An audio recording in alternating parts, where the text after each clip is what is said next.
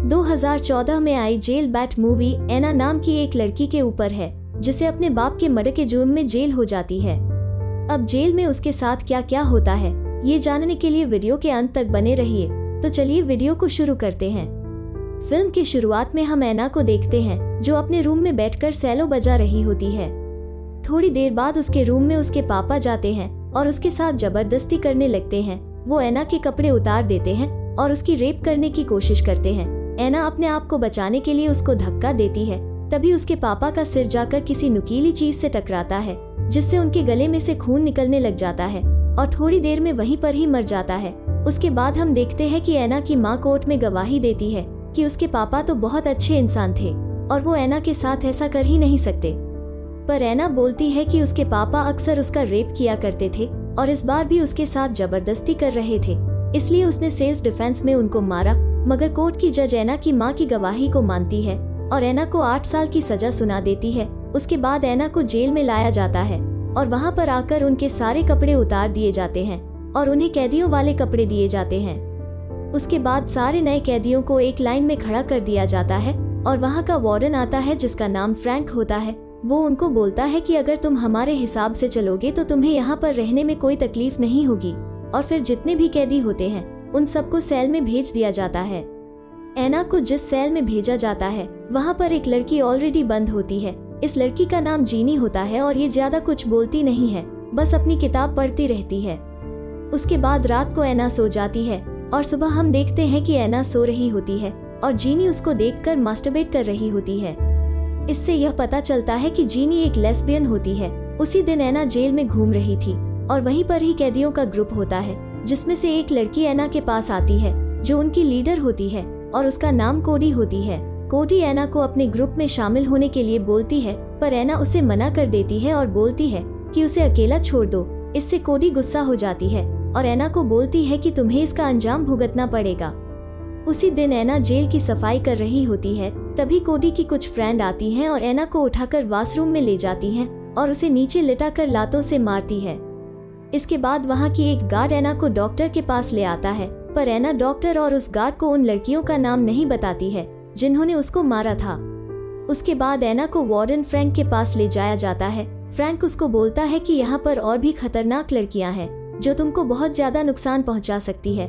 अगर तुमको इससे बचना है तो तुम्हें मुझे खुश करना होगा। और इतना बोलकर फ्रैंक एना को वापस उसके सेल में भेज देता है। वहीं पर ही जीनी बैठी होती है और एना काफी उदास होती है तो वो उसके पास आती है और उससे बात करती है। बात करते करते वो एना को किस करने की कोशिश करती है।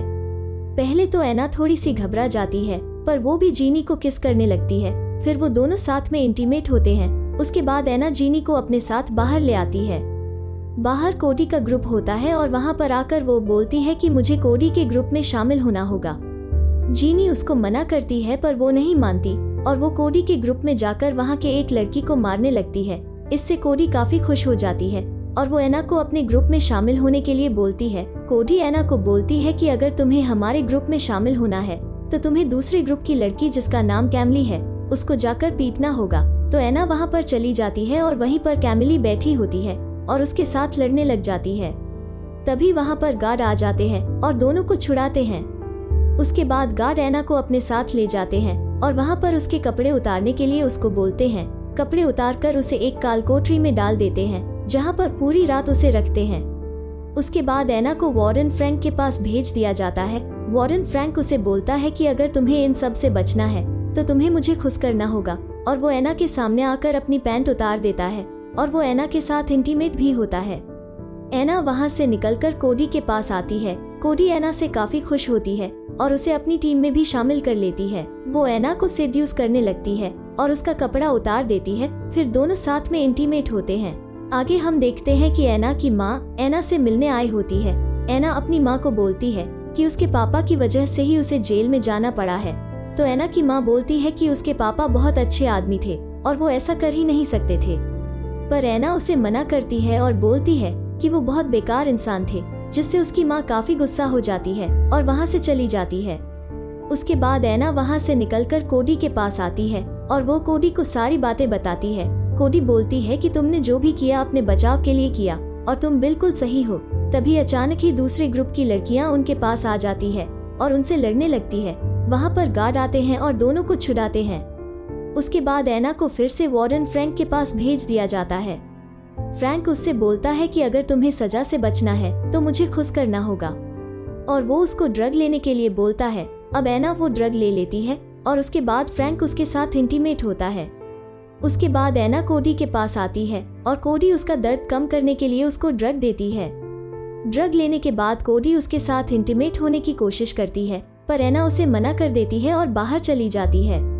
बाहर जाकर वो बाकी सब कैदियों से मिलती है और उन्हें ड्रग लेने के लिए पैसे देती है। उसके बाद वो उसके हाथ पर इंजेक्शन लगाते हैं, जिससे एना को बहुत अच्छा लगने लगता है और अब उसे ड्रग की आदत लग जाती है।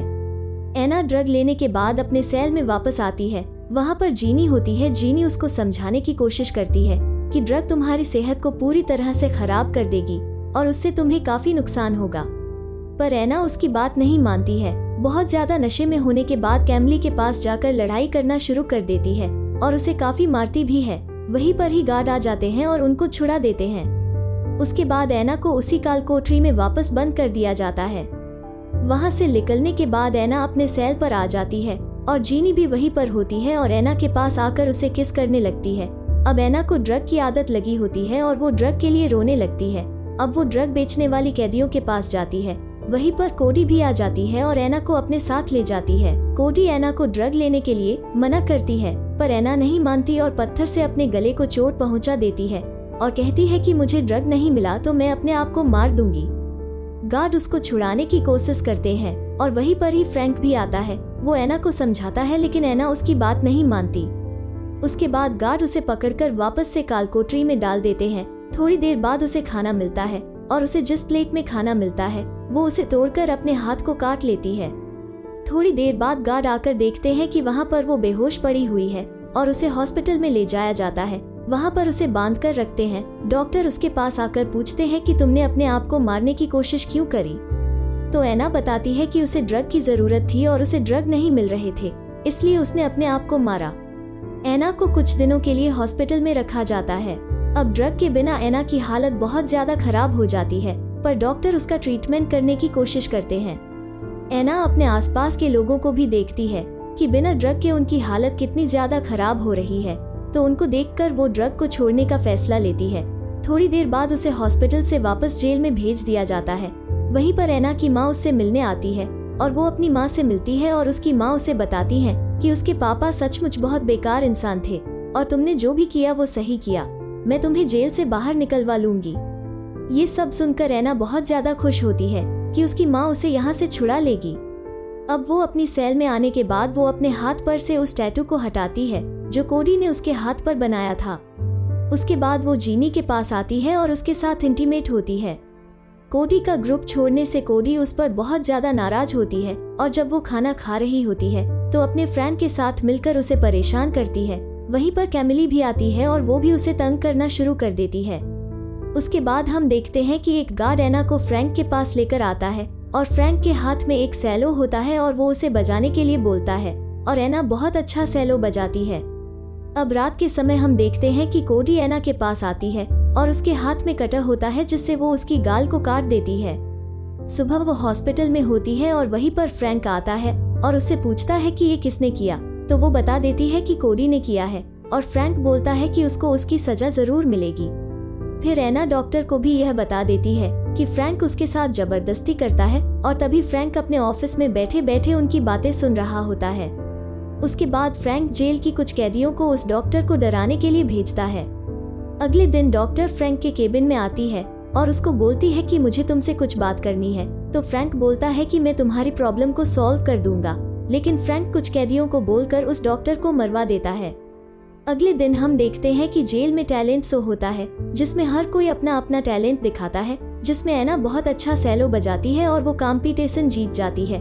उसके बाद फ्रैंक उसके पास आता है और उसके साथ इंटीमेट होता है।